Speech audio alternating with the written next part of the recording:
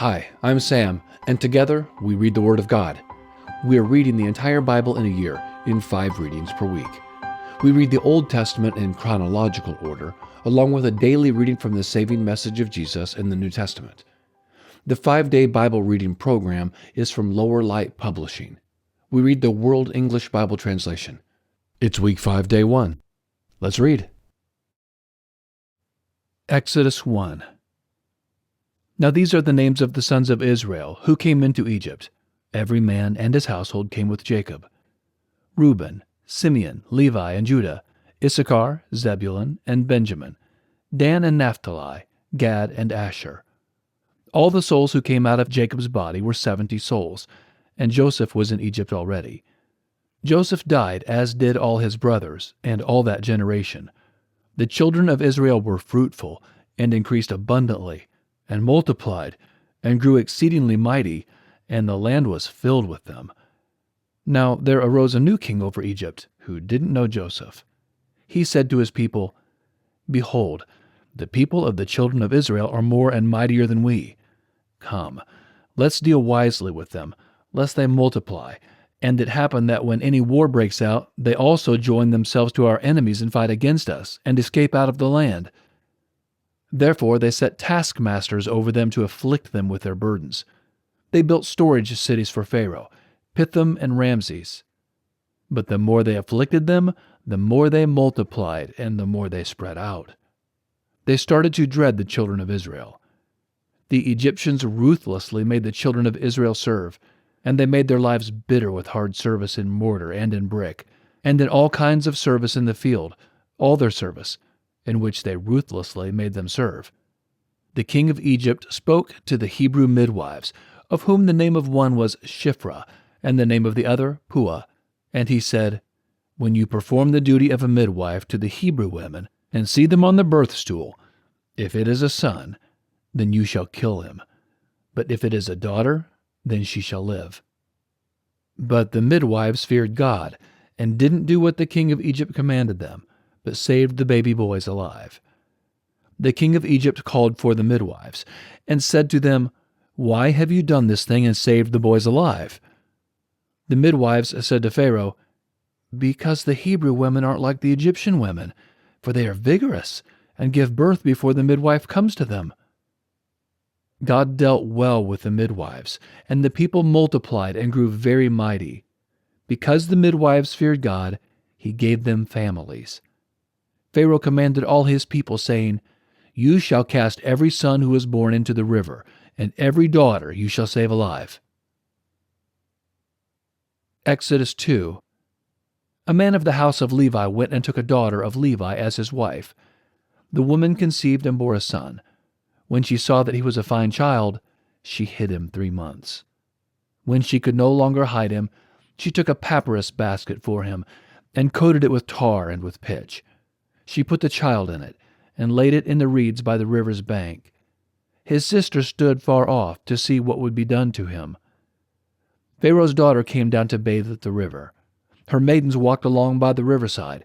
She saw the basket among the reeds and sent her servant to get it. She opened it and saw the child, and behold, the baby cried. She had compassion on him, and said, "This is one of the Hebrews' children."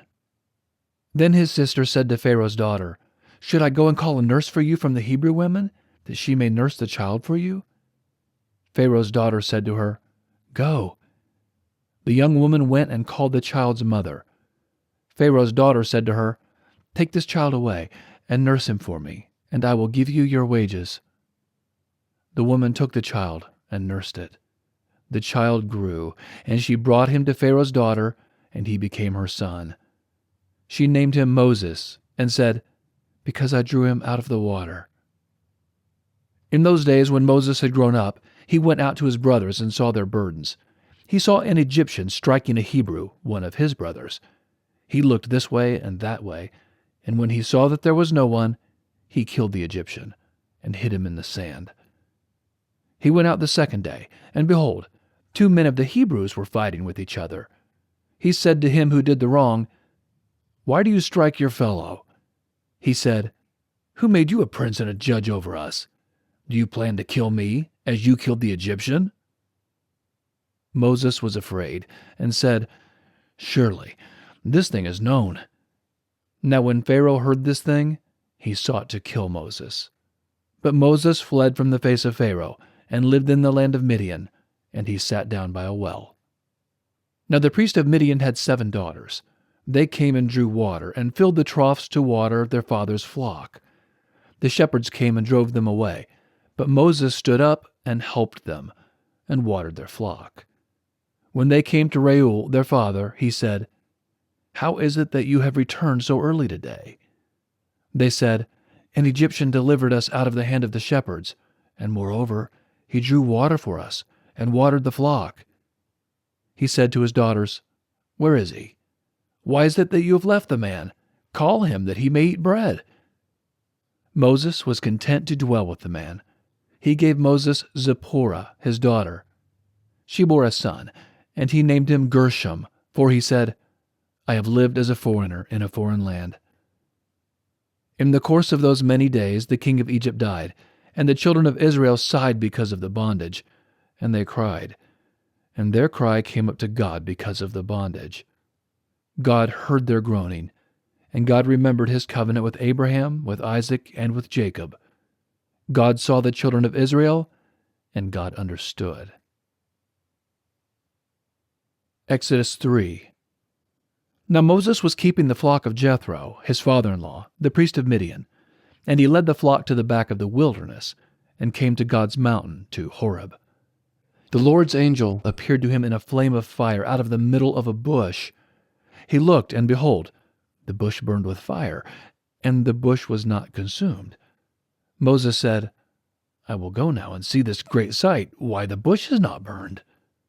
When the Lord saw that he came over to see, God called to him out of the middle of the bush, and said, "Moses, Moses." He said, "Here I am." He said, "Don't come close. Take off your sandals, for the place you are standing on is holy ground." Moreover, he said, "I am the God of your father, the God of Abraham, the God of Isaac, and the God of Jacob." Moses hid his face because he was afraid to look at God. The Lord said, "I have surely seen the affliction of my people who are in Egypt, and have heard their cry because of their taskmasters, for I know their sorrows.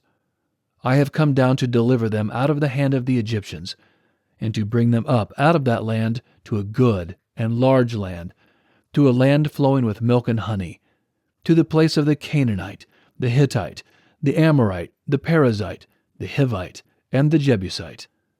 Now behold, the cry of the children of Israel has come to me. Moreover, I have seen the oppression with which the Egyptians oppress them. Come now, therefore, and I will send you to Pharaoh, that you may bring my people, the children of Israel, out of Egypt."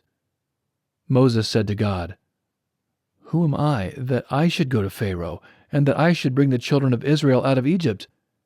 He said, "Certainly I will be with you. This will be the token to you, that I have sent you. When you have brought the people out of Egypt, you shall serve God on this mountain." Moses said to God, "Behold, when I come to the children of Israel and tell them, 'The God of your fathers has sent me to you,' and they ask me, 'What is his name?' what should I tell them?" God said to Moses, "I am who I am." And he said, "You shall tell the children of Israel this, 'I am has sent me to you.'" God said moreover to Moses, "You shall tell the children of Israel this, 'The Lord, the God of your fathers, the God of Abraham, the God of Isaac, and the God of Jacob, has sent me to you. This is my name forever, and this is my memorial to all generations. Go and gather the elders of Israel together, and tell them, The Lord, the God of your fathers, the God of Abraham, of Isaac, and of Jacob, has appeared to me, saying, I have surely visited you, and seen that which is done to you in Egypt.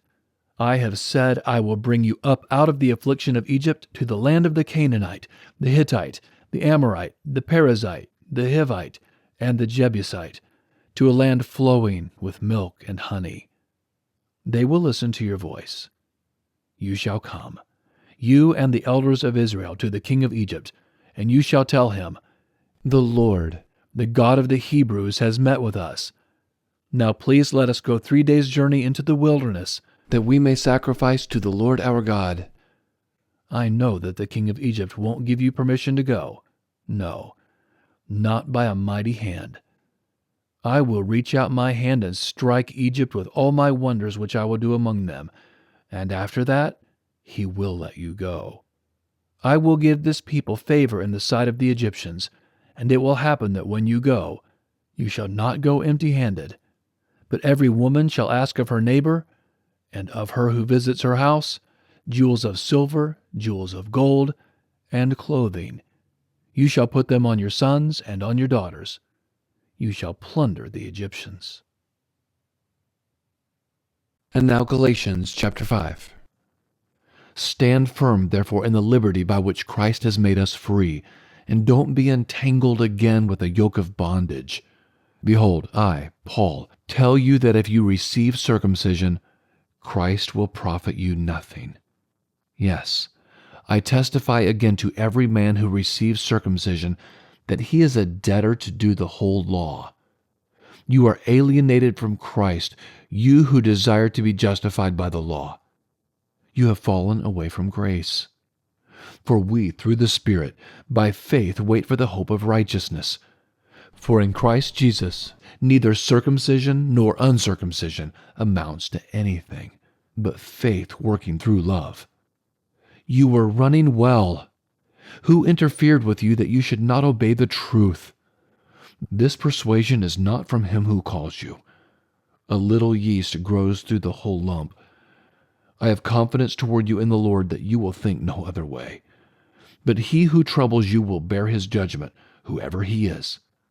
But I, brothers, if I still preach circumcision, why am I still persecuted? Then the stumbling block of the cross has been removed. I wish that those who disturb you would cut themselves off. For you, brothers, were called for freedom. Only don't use your freedom as an opportunity for the flesh, but through love be servants to one another. For the whole law is fulfilled in one word, in this: you shall love your neighbor as yourself. But if you bite and devour one another, be careful that you don't consume one another. But I say, walk by the Spirit, and you won't fulfill the lust of the flesh. For the flesh lusts against the Spirit, and the Spirit against the flesh, and these are contrary to one another, that you may not do the things that you desire. But if you are led by the Spirit, you are not under the law. Now the deeds of the flesh are obvious, which are adultery, sexual immorality, uncleanness, lustfulness, idolatry, sorcery, hatred, strife, jealousies, outbursts of anger, rivalries, divisions, heresies, envy, murders, drunkenness, orgies, and things like these, of which I forewarn you, even as I also forewarned you, that those who practice such things will not inherit God's kingdom. But the fruit of the Spirit is love, joy, peace, patience, kindness, goodness, faith, gentleness, and self-control. Against such things there is no law. Those who belong to Christ have crucified the flesh with its passions and lusts. If we live by the Spirit, let's also walk by the Spirit. Let's not become conceited, provoking one another, and envying one another. That's our reading for today. Thank you so much for joining. Would you please like and subscribe and join again as we continue on in our journey through the Bible. Have a blessed day.